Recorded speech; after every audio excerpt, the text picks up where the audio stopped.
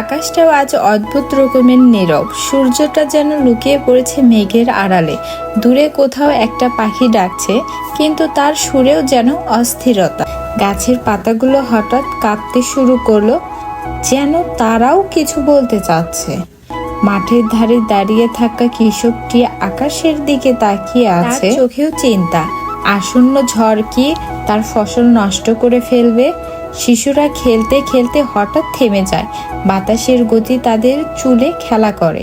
বৃদ্ধ দাদি বারান্দা থেকে উঠে ঘরের ভিতরে চলে যায়, জানালা কপাট বন্ধ করে। আকাশে কালো মেঘ জমে উঠেছে, বজ্রপাতের আলো মাঝে মাঝে আকাশকে চিরে দিচ্ছে। বাতাসের গতি বাড়ছে, গাছের ডালপালা দোল খাচ্ছে, পাখিরা আশ্রয় খুঁজছে, কুকুরগুলো ঘরে কোণে সিধিয়ে পড়ছে। প্রথম ফোঁটা বৃষ্টি মাটিতে পড়ে।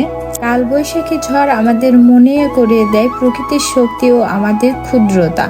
এই ঝড় শুধু ধ্বংস নয়, নতুন শুরুর প্রতীক। প্রকৃতি তার নিজস্ব নিয়মে চলে, আমাদের উচিত তার সঙ্গে তাল মিলিয়ে চলা।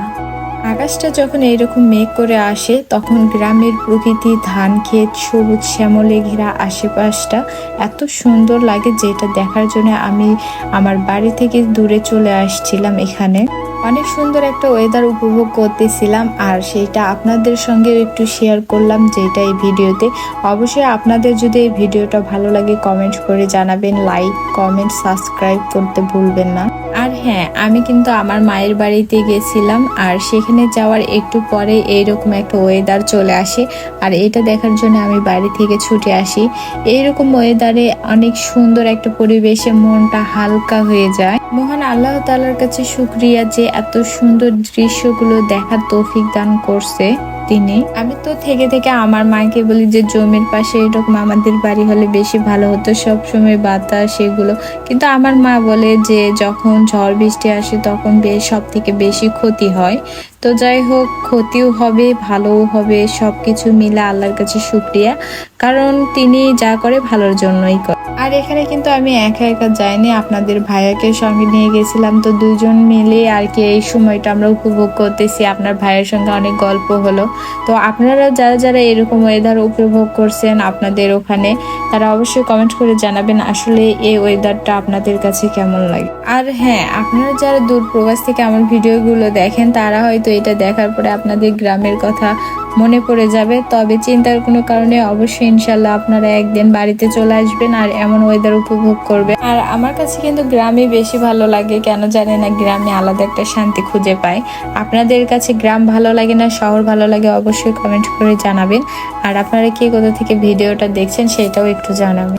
আকাশ যখন মেঘ করে আসে তখন এত সুন্দর লাগে, কোনো দিকে সাদা কোনো দিকে কালো, মানে বিভিন্ন রং বর্ণ ধারণ করে। আর বৃষ্টি হওয়ার পরে কিন্তু আকাশের রং ধনুটা দেখা যায়। আমি নিজের চোখে অনেকবার রং ধনুটা দেখছি, আমার কাছে খুবই ভালো লাগে। এগুলো কিন্তু শহরে ওইভাবে একটা চোখে পড়ে। ছোট্টবেলার একটা কথা মনে পড়ে গেল, সেটা আপনাদের ভাইয়ের সঙ্গে শেয়ার করতেছিলাম, যে আমাদের এখানে মাচাং ফালানো ছিল, যেটাতে আমরা সবসময় এসে বসে থাকতাম। এগুলো আর দেখা যায় না।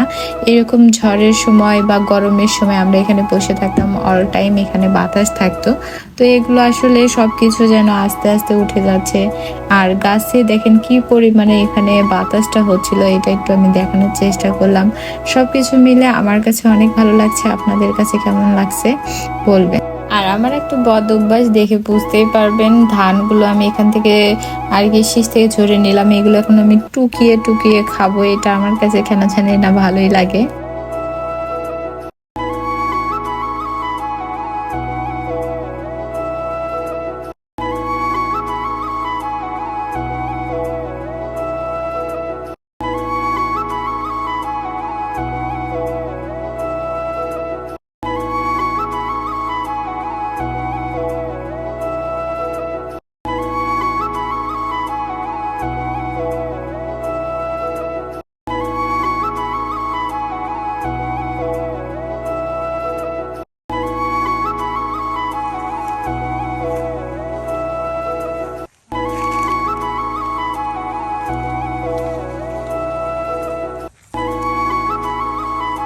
যাই হোক, সবকিছু মিলে আজকের ভিডিওটা এই পর্যন্তই ছিল। আমার কাছে অনেক ভালো লাগছে। তো আপনারা সবাই ভালো থাকবেন, সুস্থ থাকবেন। আল্লাহ হাফেজ, আসসালামু আলাইকুম।